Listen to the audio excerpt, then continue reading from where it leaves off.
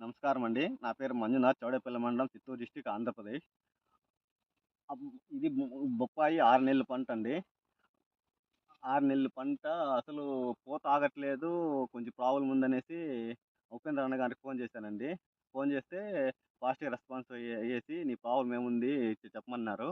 చెప్తే అసలు పూత 6 నెలల పంట అయితే పూత నిలబడట్లేదు. పూత నిలబడ్డా పూత పిందవ్వట్లేదు. ఇట్లా ప్రాబ్లమ్ వచ్చేసి రాలిపోతుందండి పూత.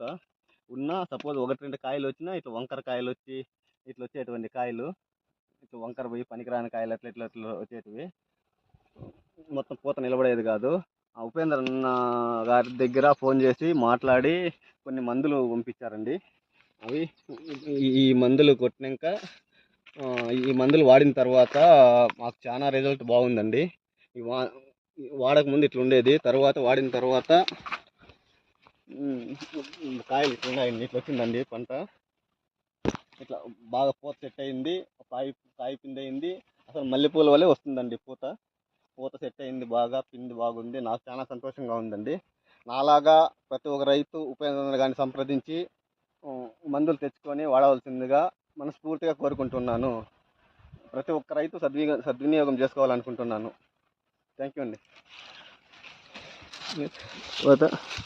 సెట్టింగ్ చూడండి ఎట్లుందో. అసలు నేను ఎక్స్పెక్ట్ చేయలేదండి ఇట్లా బాగా అవుతుందనేసి. ఆ ప్రాబ్లం ఫాస్ట్గా సాల్వ్ అయిందండి. పూత బాగా నిలబడింది. అసలు పూత మంచి ఫ్రూట్ సెట్టింగ్ బాగా అయిందండి. మీరే చూడొచ్చు, ప్రాక్టికల్గా చూడొచ్చండి.